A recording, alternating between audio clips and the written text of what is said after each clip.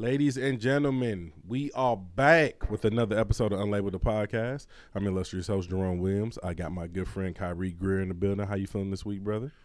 Why you say my whole government name like that, first off? Hey, dog, I can get, hey, listen, dog, don't come on here with that. Hey, but you know what? I'm angry because somebody stole my Yeezy MP3 player. I'm finna fight every mailman in America, bro. Listen, dude, yeah, they definitely got you. So I guess you're not doing good at all. No, I'm not good because I thought I was finna be remixing some beats in here off my stem player, my stemmy stem. Yeah, low key, I'm definitely a little irritated behind that too because I was looking forward to you having it and giving our listeners some insights on it because everything I've seen on look extremely dope. Man, I was trying to have like a whole concert for the podcast today. Like, all right, y'all, like we finna go crazy, but no. FedEx out here tripping, but I filed like 3 complaints. I was on my K-Ron mode, so we gonna get that settled. not K-Ron, dog. Dog, that's hysterical. For all y'all listeners who don't know, that's what we call black men when they complain like white women. We call it K-Ron.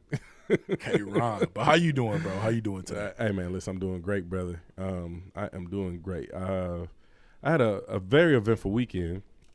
I went to NBA Leather, their tour. It's Bodie James, Action Bronson, and Earl Sweatshirt. They're on tour right now, and they made a stop through Austin here, man. Incredible show. If y'all can catch it, I suggest look and see if it's coming to a city near you, and check it out, man. Bodie James was who really surprised me because I've heard his music, but his stage presence. His voice, his breath control. Y'all know I care about the art. So his breath control, his stage presence, everything, man. He killed it, bro. He went nuts up there. And if y'all not familiar with Bodie James, y'all need to get familiar with him. He's part of Griselda. He nice. Yeah, he part of Griselda. So you got Benny the Butcher, Conway the Machine, and what's the other old boy name? I can't think his name right now.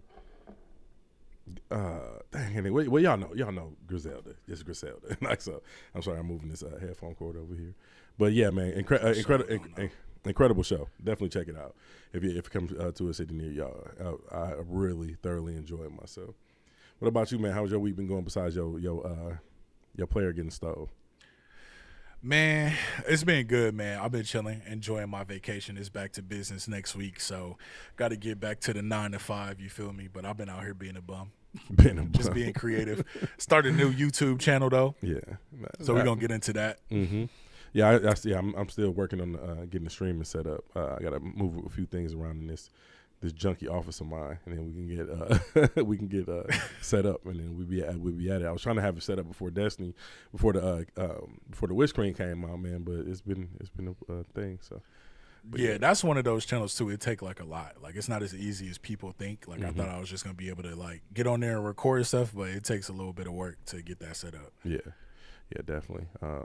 But yeah, I once they told me I had to wait 24 hours before I could live stream, I was like, yeah, that killed it. Yeah, I killed it for me. I was like, I get to it when I can. That's YouTube, right. By the way. But yeah, as y'all can see, we're here to talk about Netflix Docuseries Jeen Yuhs. They released the last episode, part 3, last night. But before we get into that, we just had a few topics that we wanted to touch on. Kyrie had a Ukraine update for us. Some things you want to discuss revolving that. So essentially, Ukraine's winning the war right now. But what I wanted to talk about mostly was just kind of like the racism that we've been seeing with the country not letting the African immigrants cross over to Poland and everything like that. It kind of upset me because it's a wartime, and if you've been paying attention to the news and like CNN, one of the guys was kind of alluding to, well, I'm seeing white people with blue eyes, get killed and everything like that. And that just let me know exactly what it is.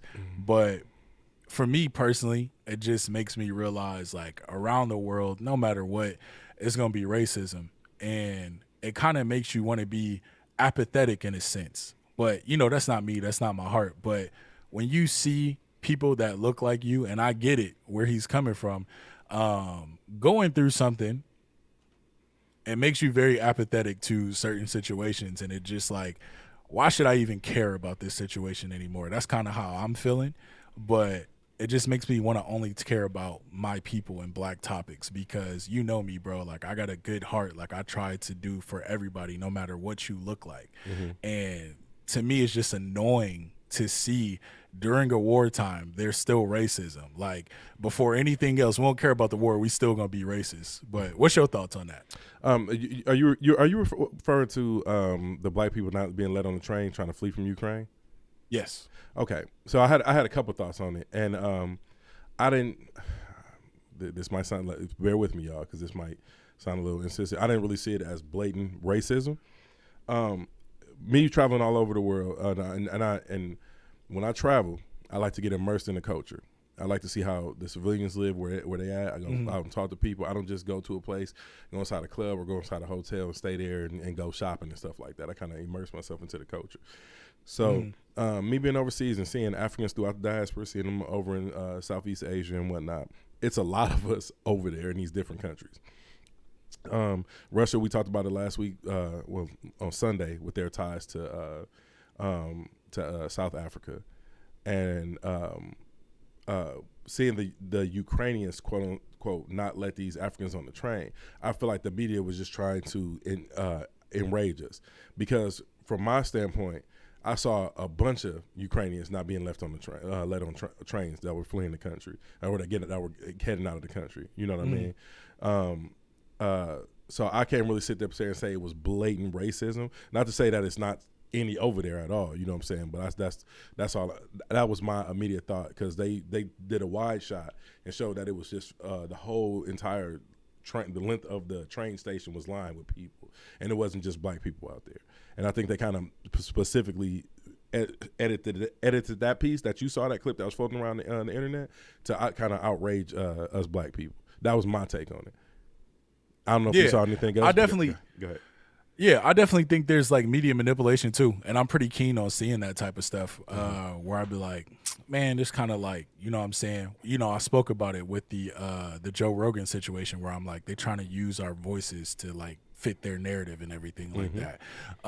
But you know, in this situation, like the clips that I saw and some of the interviews that I saw of just how people were speaking about the situation, that's kind of what got to me, because again, it's just annoying, you know what I'm saying? Like when you do see things like that, and then you see somebody else get on the train, like, you know, we don't know the situation, or what happened or what the circumstances is, but when something don't look right, I'll be on it, you know what I'm saying? And that just didn't look right to me, especially with Romania doing what they did. Romania let a lot of African immigrants in, and they treated them very well as well. So I don't know if you even heard about that. But basically the ones who weren't able to get on the train, Romania opened their borders and let them get on the train as well. Oh no, I'm not aware of that, but that's dope that they did that. And I heard that, I don't know if you heard this over the course of the day, that they were Ukraine weren't letting men leave. They were letting women and children leave, but weren't letting men leave. Have you heard anything about that? Yeah, and I can understand that, because I saw the I think the president of Ukraine off top, he was like, if you're like 16 through 60, like y'all gotta fight, like y'all basically gotta help us. So okay. Men were staying back, and then the women and children were getting shelter and stuff like that. Yeah. Man, it's just an ugly, messy situation, man. So thoughts and prayers out to them, to that country. And ain't much we can do from over here, but facts. Thoughts and prayers, man. In other news, I'm sorry, I hadn't had my notes open. Since we're talking about Kanye, I guess I'll just move right into this one. Sean King had a lengthy post after Kanye did his Easy video, that song featuring him in the game, or the game featuring Kanye. In the video, Kanye was depicted as decapitating Pete Davidson, and decapitating him and burying him alive. And a lot of people thought that, you know, he was being ultra insensitive, he's being abusive, he's attacking Kim. I sent you the post earlier, y'all. If the listeners, while y'all tuning in, if y'all want to go look it up, go to Sean King's Instagram page, and he left. It's from a few hours ago, about 17 hours ago now. Probably about 24. But anyway, the semantics. If you go to his Instagram, you'll see a lengthy post that he left there, so y'all can read it, so y'all be informed on what we're talking about. But what was your, because you read it, you saw the video. What was your thoughts when you read it and saw the video? So at first, like reading the video, it just made it seem like it was just something like ultra violent, like it was just like a shot at Pete Davidson. He said he violently decapitated him or whatever. But when you look at the video, the vibe that I got from it was celebrity deathmatch. Like it wasn't like crazy, you know what I'm saying? Mm-hmm. And also as a creative and somebody that likes art, I thought it was just a well done video. I don't think he went too far with anything, and I don't think, like you said, Pete Davidson said he didn't mind it. His whole career is built off of satire.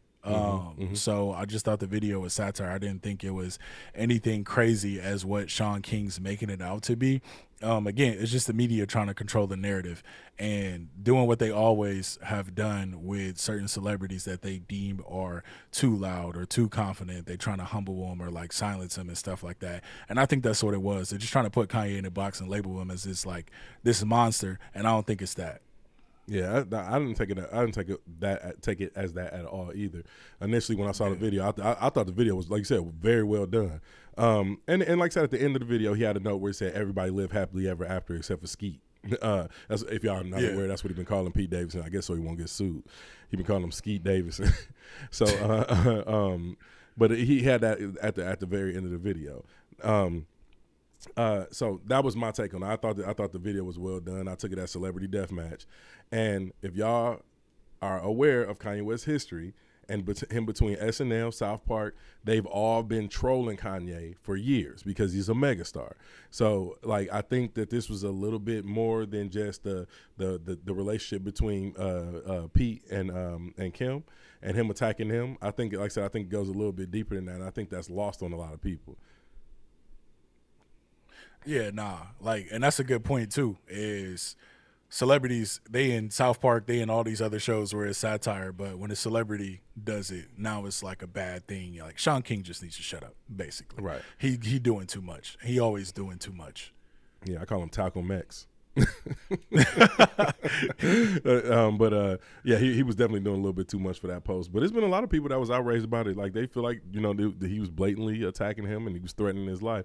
That wasn't, like I said, that wasn't my outlook on it at all. And like I said, it's funny that rappers can literally go and talk about killing each other. All these drill rappers, all these. I mean, facts. It's been historic. Like rappers can go talk about killing each other all day long. Where's the outrage on that, Sean King? Like, you know what I'm saying? I don't see a long, lengthy post about these drill rappers because you know that's not an area you want. But you attack Kanye, a harmless billionaire. We know damn well he ain't doing nothing to Pete Davidson. Like I said, it's satire, it's high art. Like, you know what I mean? It's a lot of back and forth, but I feel like it's more so Kanye versus Kim's publicist versus Kanye versus Kim and Pete Davidson.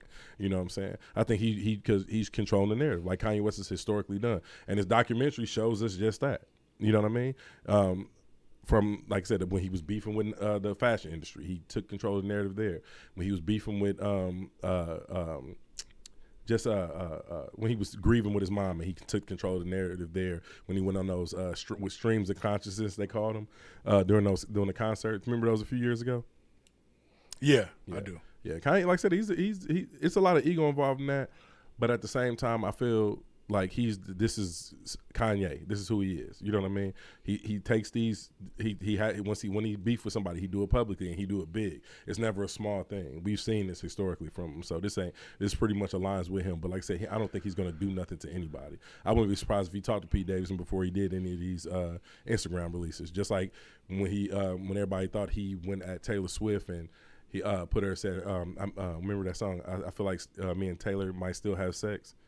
Yeah. And he talked to Taylor before, and then it was the fake outrage, and they're like, "We have the audio recorded. Stop capping. Like, stop capping." Exactly. So we have the audio recorded. Yeah. So honestly, I feel like that this is typical Kanye, and we've seen this from. But the thing about my bad. Go ahead. No, I'm just saying we've seen this from him historically. But go, you got it.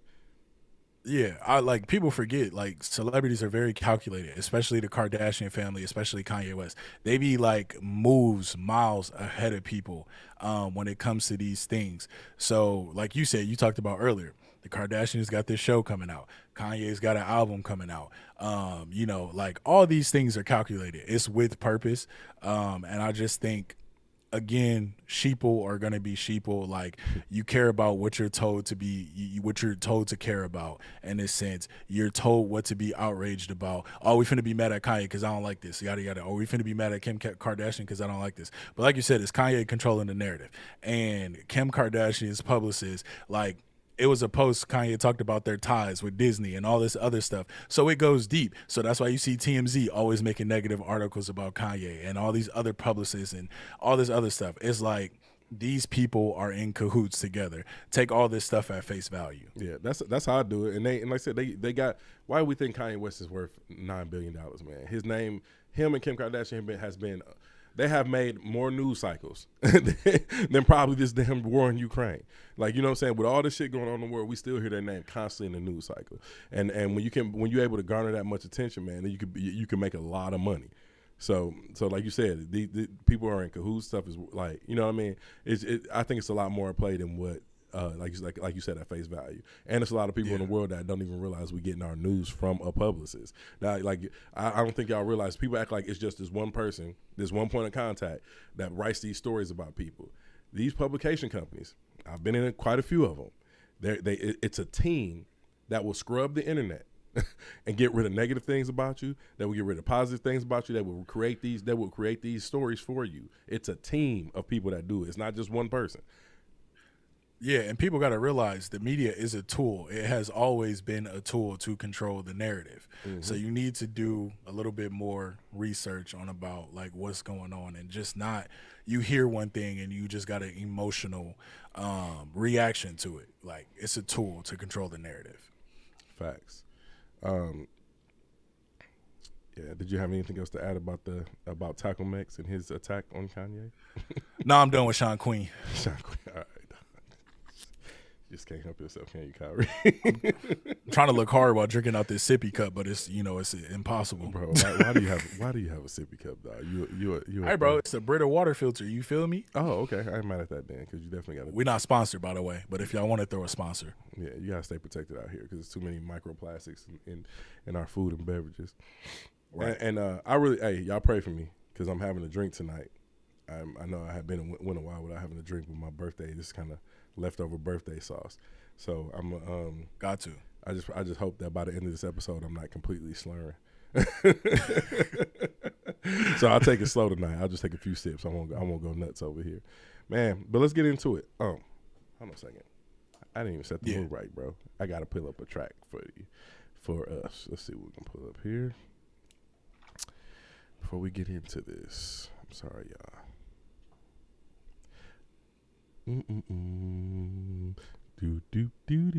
Looking ass. Bro just start ribbing out of nowhere. Right. You know I can't help it. All right. This is what I'm on tonight before we get into this documentary.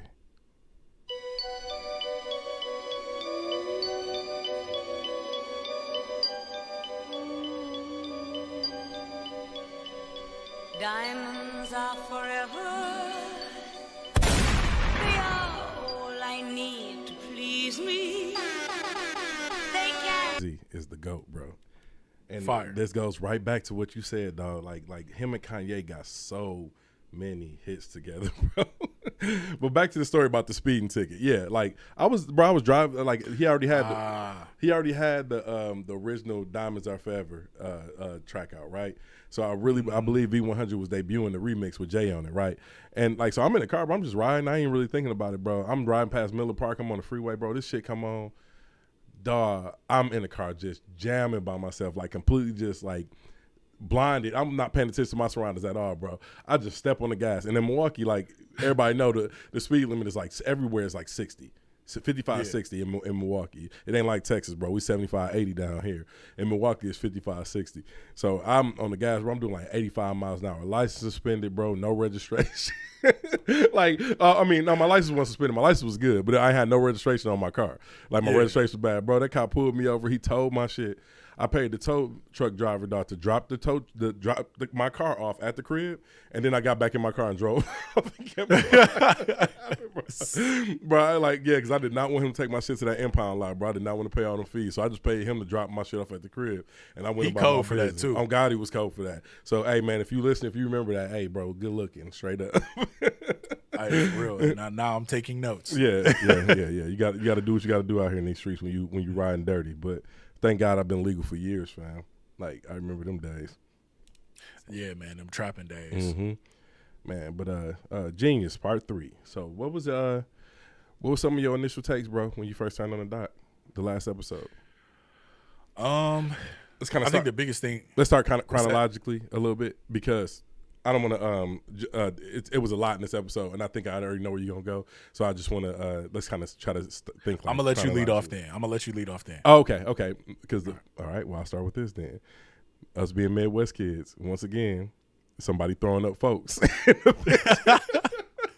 Hey, in the very first in the first 5 minutes of the episode, Cootie was throwing up the GD folks, the racks as we call them, whatever you want to call them, the pitchforks, the folks, whatever you want to call it. Hilarious, That's hilarious, hilarious, bro. Out the gate. Oh, my cousin talking about the speed limit 70 miles per hour now. How long that's gonna last for the summer? They need to slow it down because people can't drive in Milwaukee. Yeah, they gonna slow that shit down in the wintertime because I know ain't nobody going 70 in no snow. But not at all. But you got it, Maurice. I'll let you have it. but yeah, Cootie throwing up the folks, bro, which is always hysterical to me, and always something that us being Midwest kids can point to and kind of laugh at. It was just like when I'm just harking back to this concert right quick. When Bodie James, I didn't know where Bodie James was from. I thought he was a New York rapper. But from Chicago, right? No, he from Detroit. Detroit. Yeah. Like, bro, like I knew when I saw his stage presence, when I saw his swag, because he was up there talking that talk, I said, this dude from the Midwest.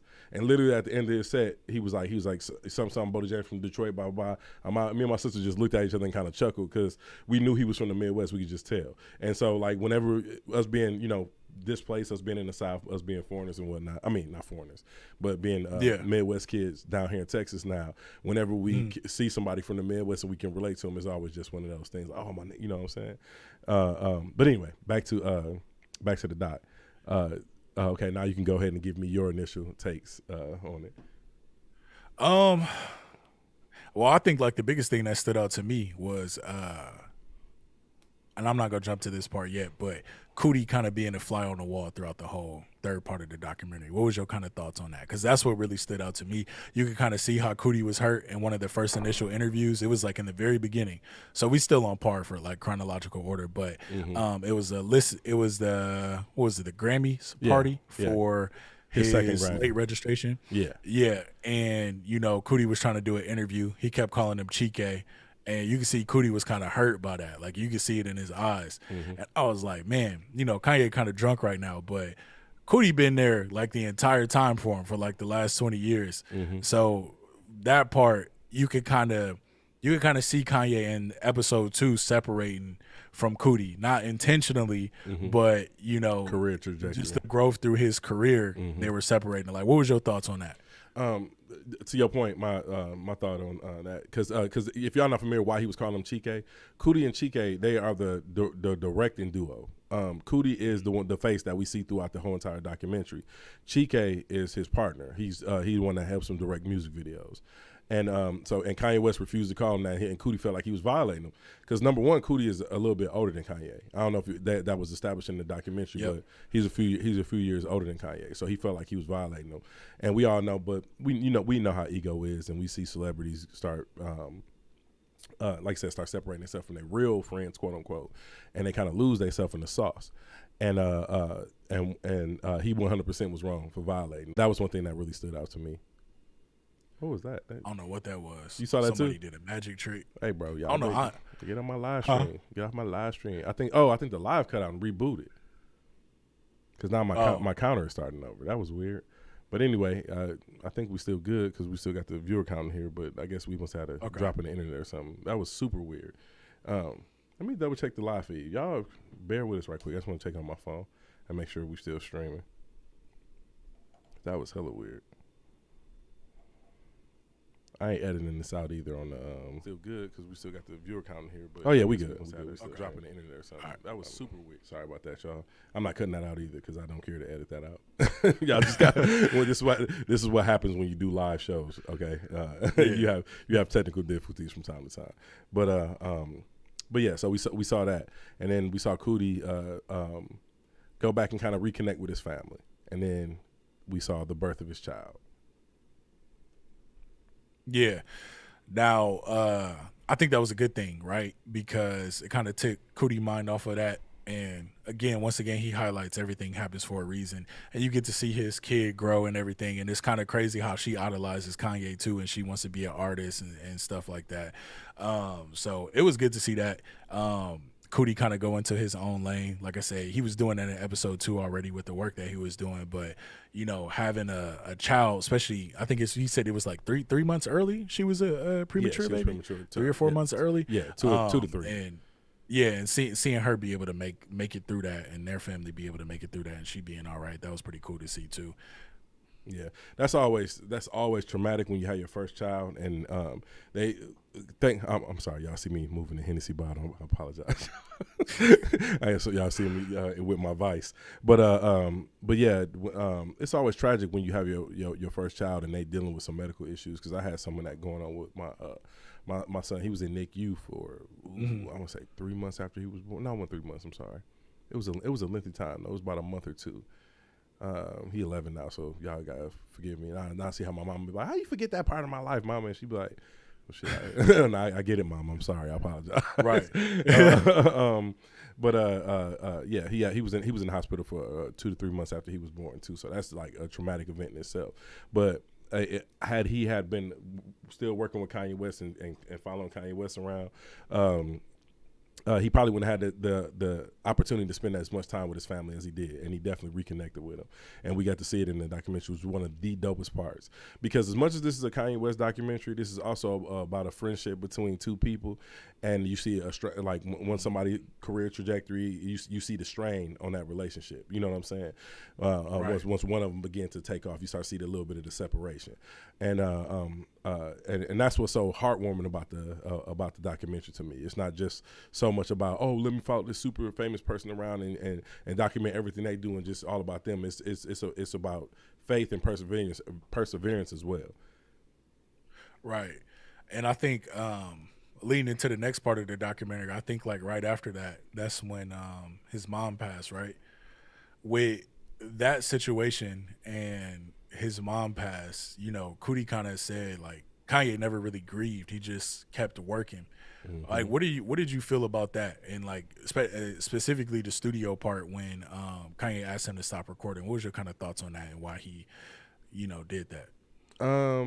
I think everybody grieves differently, right? Mm-hmm. So I don't know these two gentlemen personally, but just judging from what I saw in the documentary, I felt like after Kanye West passed it, like you said, he just put his head down and started to work. And that was when we seen. He said, "I'm not Kanye West no more." He said, "I'm playing the part. I'm I'm playing a role." And that was when Yeezy came about, right? Mm-hmm. So we heard Kanye West, Cootie vocalize that and say that Kanye West said that to him. But also when people go through grieving process, man, you lose if you don't properly grieve. If you don't allow yourself time to do that, you lose a lot of yourself. You know what I mean? I went through something. I'll bring that up later, but because it's important to the conversation about the documentary. But anyway, like I said, you have to allow yourself time to grieve when you're going through something like that. And we saw Kanye West just continue to work, and the more he continued to work without addressing his feelings, the more strain it took on him and Cootie's relationship. So yeah, that was my take on that. That was the whole reason why I think he told him to stop recording, because we've seen Kanye West over the years, like he was at a Lakers game, at Kobe's last game, camera pan to him, he laughing. When the camera panned to him, he immediately shuts it off. You remember that? Yeah. Yeah, we've seen him have these similar reactions. So I think that was all a part of him not dealing with his grieving. Yeah. I think, too, I identify with that. Like, and I know this is really, really bad, but I don't even know how to, like, grieve no more, because I've had a lot of loss, like, in my life. Like, I don't grieve. Like, I don't cry. And it's weird. And it's not because I don't want to, or I'm not trying to play a tough part. But I guess, too, kind of being in the military, I've learned to detach myself from people or situations, and it's not good. And I could kind of see some of that in Kanye when I was watching this documentary. So it kind of hit home for me a little bit, because I don't really like, when stuff happens, I don't really like take time off of work. I just keep moving, and I know that's not good at all. Yeah, you definitely have to, man. And we talk a lot about mental health and on this podcast. And Lisa just made a phenomenal point. She said, you become another person when your mother died. I haven't lost my mother. Thank God I haven't. I'm glad she's here. I feel so. I don't even know where my mental space would be if that was ever to happen. And I know it's going to happen one day because that's the only thing that's promised in life. So, but like, man, I don't even want to imagine it. But I know people who have lost their mothers, and they are completely different after that, after the fact. You know what I mean? But back to you and grieving. You have to allow yourself, in death, that's not a time to show self-mastery. And I think that's what a lot of people do. They try to be tough. Not saying that's your case, but I've seen it where people just don't want to cry. They feel like I'm being soft or whatever. I didn't cry when my father passed away. But when my son was born, I could not stop thinking about my father. And I was going through it because, like, all I could think about was, like, man, like, I'm his only son. He didn't get to see his grandson. You know what I mean? And me as a 28-year-old man at that time, like I still needed a lot of guidance from him that I didn't have. You know what I mean? And it was really heartbreaking for me to have to deal with that. You know what I mean? And the loss of my parent, my father at that time. You know what I mean? So I can only imagine, somebody else going through that same instance. But like I said, you have to allow yourself to grieve. It's not when somebody passed or something traumatic happened to you in life. It's not the time for self-mastery, man. Sometimes the strongest thing you can do is face that stuff, and then it'll allow you to handle your emotions better. You know what I mean? Not saying that specifically for you, but that's just my advice to anybody listening. And then that's an excellent take. Yeah, because I don't want to get too personal with you on the show. This is gonna be the exorcism of Kyrie's that's on the show, and I don't know if you're really trying to go there tonight, but after, so we saw, like I said, we saw Cootie and Kanye West kind of go their separate ways, and but Cootie kept the relationship with Donda West. And she continued to have him come show up when she did her foundation. She specifically contacted Cootie and said, "Hey, I want you to come and document the opening of our foundation," which I thought was, and it just goes to her character. Like, she knew Kanye West was separating from him, but she continued to have Cootie involved with the day-to-day operations concerning them. Yeah, and I appreciate that, like, from Donda, even though, him and Kanye hadn't talked in a while. Because I believe before that point, how many years did they say, like, they went without seeing each other? It was a while. No, it was, it was a while. I don't think they said exactly how many years. They did bring up a number after Kanye, after his mom passed. He didn't see Kanye for 6 years after his mama passed. Right. And then, so I appreciate her keeping Cootie in the loop. But that's like, that's the wonderful thing about Kanye's mom. It just seems like she's so aware and cognizant of everyone, and the way she just handles situations, I don't know, it's just amazing. Because and I'm going to jump ahead a little bit, but not too much, but you can see this stark contrast between how Kanye talked with his father versus how he talked with his mother, and, how she kind of would have handled that situation that went on a little bit later in the show, which we'll probably get to. But you can kind of see that, and I think that's one of the most wonderful things about Donda. So I want to ask you this too: like, how do you feel his mom passing changed Kanye? He didn't have that emotional support to lean on. That because, like I said, we see it from the beginning of the documentary. Since he was like 19 years old, she was there. She was the reason why he even started doing music. You know what I mean? So she was the one who bought him the equipment, who got him with his mentors, No ID, and I swear to God, I cannot remember this dude's name. It escapes me every time we start an episode. Me too. I know exactly who you're talking about. But yeah, she was the reason he got him in that. So once losing that emotional support for him, I can see how that completely changed him, because he was still a young man at that point. And like I said, I don't know exactly how old he was when his mom died. I want to say probably late 20s, early 30s. And I said I was same time. I lost my father at 28, I lost him at 24. I'm sorry, but I started looking for him and his guidance at 28. So I can only imagine. And think about it, that's 4 years. I'd already grieved. I'd already dealt with his death. I didn't cry at his funeral, nothing. But you know what I mean? Like at that point, like I said, 4 years later, I'm like, shit, man, I wish I had my pops around. Like every level of my life, you know what I mean? So I can only imagine how losing his mom affected him, especially like me and you talk, and we have a lot of reverence for Donda because we see that she really held him down. She supported everything. She would rap his songs word for word with him. You know what I'm saying? All that. So I think that affected him in a huge way emotionally. Yeah. Also, too, I kind of want to know if Kanye's even watched the documentary or if he's even seen the documentary, and is he like kind of, looking at those moments he had with his mom and like how he's feeling about that, because that'd be, for me, I don't know. Like I don't know if I could watch a documentary, like at that point. I know it's kind of like a bittersweet thing. Yeah, I'm almost 100% sure he's seen it because he wanted editing control over it, and we spoke about that on the first episode. He wanted edit control over it, but I know he at least watched episode 1 because after episode 1 they had like a little they had Kanye West at the release, and that was when he gave that speech about him saying I do the things that what did he say? He said something to the point of I do the things that they don't want y'all to know about, and I do them publicly. Remember that speech he did? That little clip that was going around Instagram. Yeah. I'm gonna have to look it up again. Yeah, but anyway, I remember. Yeah, I'll post in the link of this podcast and in the description of this podcast so y'all can check it out. But I feel like no, I definitely know that he saw the episode, and I know he had to be going through it or just dealing with it. Like, man, this man has really been there for me. Like, you know what I mean? Yeah.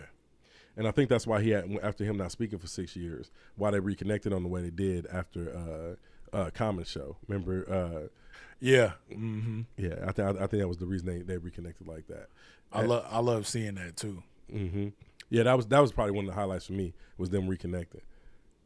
Now, you can go to the point about you making about him, the difference between him, the way he talked to his mom and his dad. Yeah. I don't know his dad personally, and I don't know how his dad handles things. But when they were FaceTiming in that car ride, he kind of seemed like standoffish. And I don't know, for me, seeing Kanye, what he was going through, like you could tell his mental health was like very, very jeopardized at that point. Like he was going through a lot. And I just kind of felt like his dad was standoffish versus where his mom would have took that situation. For some reason, she always had a way to turn a negative into a positive or be able to teach Kanye a lesson about it. But that's just men in general, too. Sometimes we're just kind of detached. Like we don't really have sometimes the emotional intelligence to deal with certain situations. Sometimes, not all the time. Right. I'll give us a lot more credit than, the world gives us.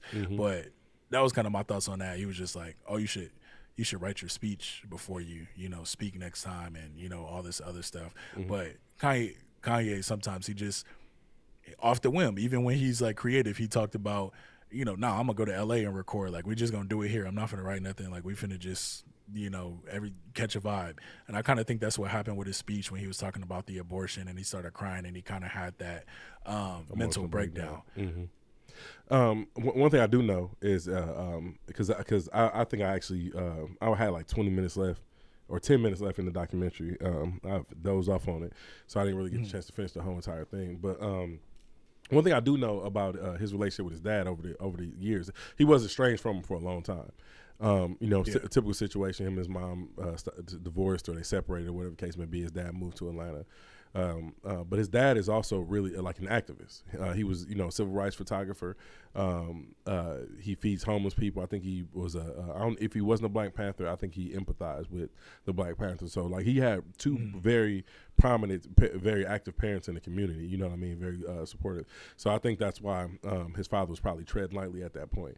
Because if you actually go, you can kind of track it, and you can just track it video wise. If you go watch like Follow God, that song off of his Jesus is King album, his father was in the very beginning of that video riding around in those little tanks. and he's actually on the track with his father, you know what I'm saying? And then on the Drink Champs interview, that was a few years ago, so now on the Drink Champ interview, he talks about his father being the original Steve Jobs, and he was like whatever idea his father has, he has an unlimited budget. He was like, he don't have to clear nothing through me. You know what I mean? So I think that their relationship is strengthened over the last few years. It seems like now, especially when you listen to Kanye West talk, in certain instances, not all of them, he's dealt with a lot of with the passing of his mother, And I think that these projects that he's releasing, this Donda and Donda 2, really is him dealing with the grieving process of his mother. And I think, like, so I said it last week, but I think this documentary couldn't came at a better time. Yeah, no, I think it came at a perfect time. And again, that's the genius of Cootie too, because he was like, when the pandemic happened, that's when he was like, you know what, I finally think it's time to start working on this documentary. Like, it's been 20 years.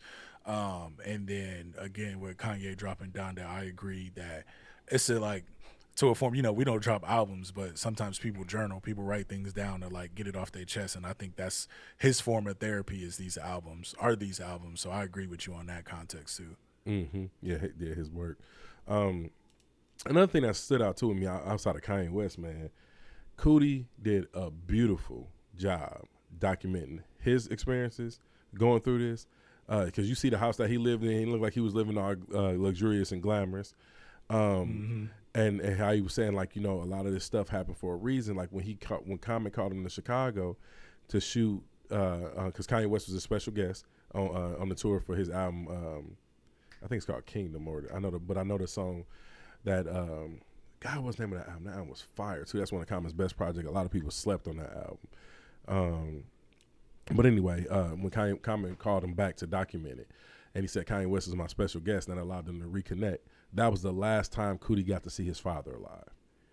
Yeah, and he wouldn't have been in Chicago had Common not called him. He wouldn't have seen him. And he documented all that time he spent with his father, and that was the moment in the documentary that got me. Because I was wondering too. Yeah. I was wondering, like, what part made you lose it? It was that part, bro. I was in the living room in tears, bro, watching that, because, like I said, I lost my pops at 24. You know what I'm saying? And like for a long time, his cell phone was on. So in order for me to this is a extremely personal story, but I would call his phone just to hear his voice. Can you imagine if I'd had a camera and, like, you know, something like it makes me cherish the moments with my people even that much more just seeing this documentary. You know what I mean? Yeah. And you see a lot of stuff, like I said, faith-based, perseverance and stuff like that in this documentary, because even him reconnected with his daughter and him documenting all this time with his daughter. You know what I mean? That shit is beautiful, man. It was one of my best month. Fuck the Kanye West shit. Like, you know what I'm saying? But like seeing those moments that he got to spend with his family, those really intimate moments, man, that shit was definitely a tearjerker moment for me. Yeah, we literally watched like two geniuses. Like, Kanye's a musical genius, and then like Cootie, like film, like his narration of the entire thing. Like, you didn't lose interest through the documentary once.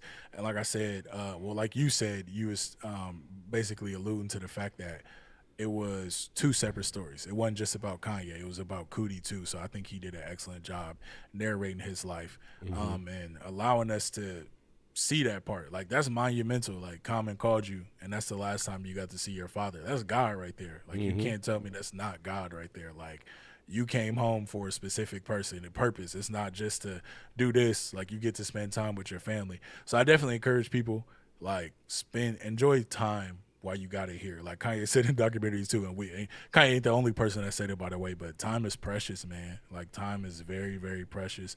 You don't know when you're gonna lose somebody. Like, cherish that time while you got it. Facts. Document it. Document the process. That was one of my biggest takeaways. Let's get into the takeaways, because I think we done broke down the documentaries a lot. But one of my biggest takeaways, like I said, document the process. If you in the creative field, whatever it is, man, document it. You never really understand how interesting your world is until you document it. So I encourage everybody to do it. You know what I mean? Whether that's in video form, whether that's in podcast form, whatever your artistic expression is, document it. Yeah, I agree. And I think my biggest takeaway too, from this whole series and this whole documentary is being able to love the people around you, not losing sight of the people around you, because when you do lose sight of the people around you, you kind of lose your way, you know, because it could be from either having a fallout, or you could lose somebody close to you and you kind of feel lost without that support system. And I know me personally, I got a good support system. So, I want to make sure that people get their flowers while they're still here. Facts. Yeah, that's beautiful. Definitely make sure you cherish the people around you, because you, like say, you see that life is extremely precious, extremely short, but extremely fragile. Freeze fried, but it's some beautiful moments. Let me check my notes right quick. I just want to make sure I wasn't missing none, y'all. Yeah, time being fleeting. Quick. What's that? I'm gonna look too. Yeah. Oh, but before we clear this up, man, one thing that I thought was extremely dope too was that they highlighted in here that I'm just gonna breeze up right quick, was Kanye West's approach to fashion. How they had all the samples on the table, and how he was talking about, I'm tired of wearing the same Nike Air Force Ones that I've been wearing since the 80s. I want something new. I want something organic. Like that approach. It's very different, because a lot of people like to point towards some point of reference, right, and be like, this is what I'm gonna design a shoe off of, or I'm gonna design it in a likeness of this or in the silhouette of this. You know what I mean? Whenever it comes to design language, and we've seen Kanye West come out with some of the most unique stuff, and it's inspired other creators to create other things that are just as unique or weird, so to speak, looking as Kanye West shoes. Yeah, that whole creative process was dope too, and I'm glad he said that, because I'm tired of wearing Air Force Ones too. They just don't look good no more. Well, like, dependent, but I'm just over it. I'm over it. I'm not gonna hold you, bro. I love everything that Jordan has contributed to the game, everything that's contributed to life, him being an amazing black man. But listen, bro, buying the same retros, that shit had got old to me. I'm 39. I just turned 39.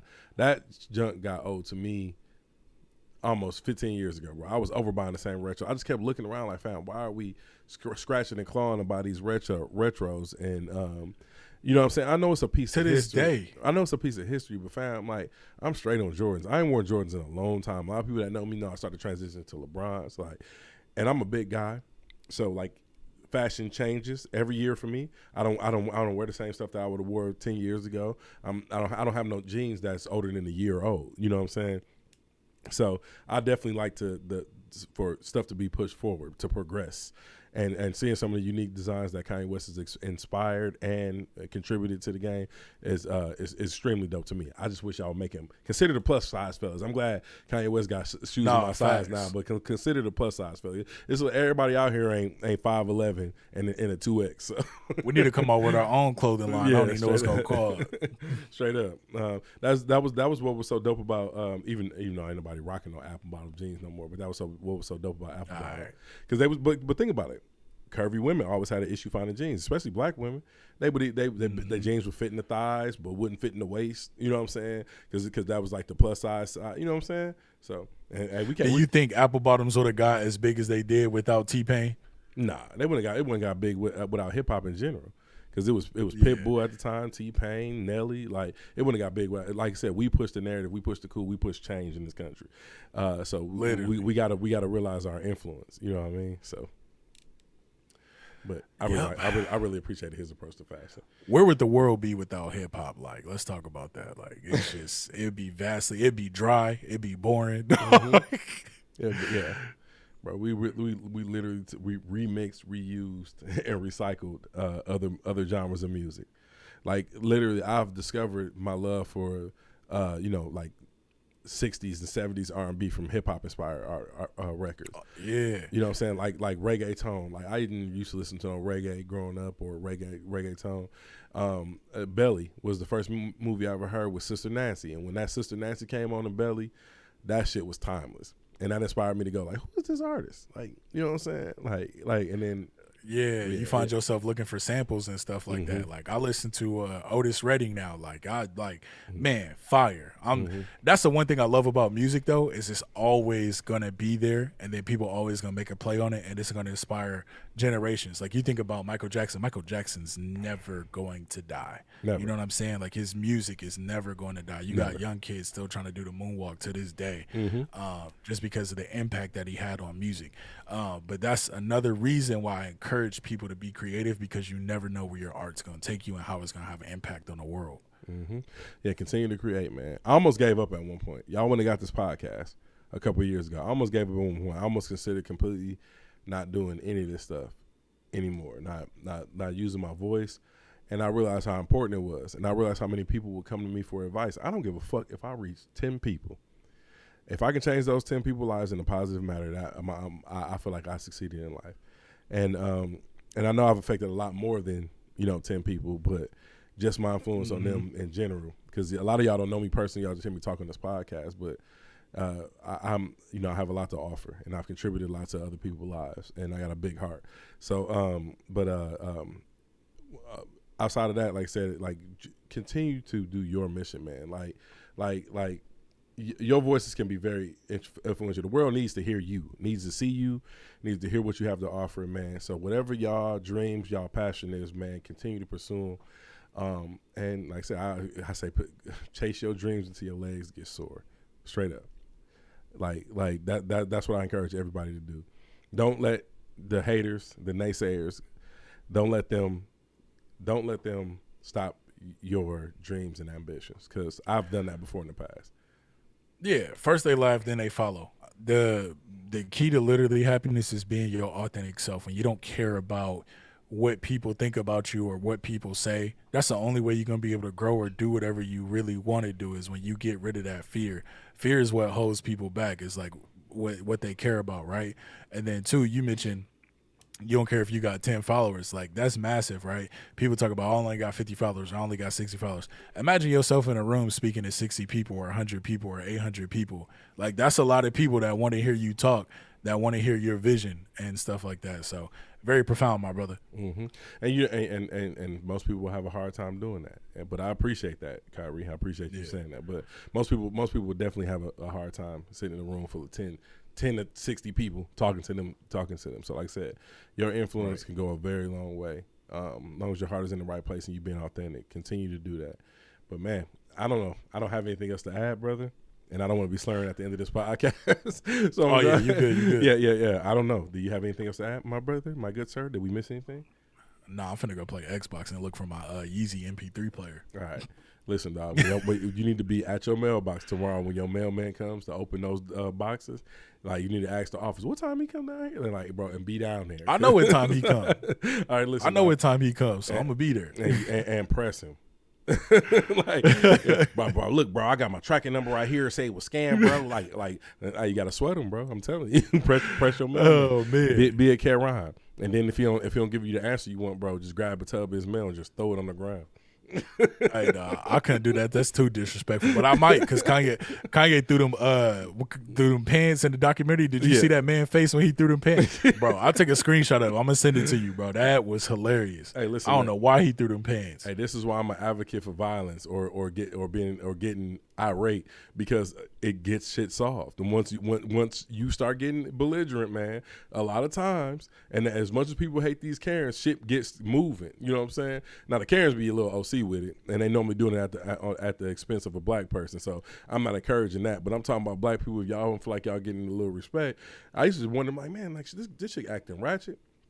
And I ain't saying it's needed in every situation, but sometimes you got to escalate a little bit to get your point across, man. Because you was being just a little bit. Yeah, sometimes the only language people understand is violence. Right, straight up. Hey, shout out to my boy Edwin for tuning in too. I see you, E. Oh yeah. Appreciate you, E. I didn't even know we had a new listener tonight. Hey, but listen, make sure y'all subscribe, because that goes a long way. Make sure y'all hit the like button, because that goes a long way. Make sure y'all comment, because that goes a long way. That is what I like to deem as free support. So if y'all would like to support this podcast, if y'all like what we're doing over here, man, just do those 3 simple steps for us, because here pretty soon here I'm about to launch a campaign where we about to start doing giveaways. I'm gonna give away some Amazon gift cards, some money, some cash, all that stuff to help boost our reach. And I'm gonna need y'all to engage with us and help us if possible. But outside of the free support, if y'all would like to become a monthly donor of our podcast, the link is in the about section of this podcast. If y'all would like to buy our merch, that is nolabelmerch.com. That's also in the link in the description. So man, like I said, man, appreciate y'all for tuning in as y'all do every week. We will be back Sunday afternoon with another episode of Unlabeled the Podcast. For sure. Peace.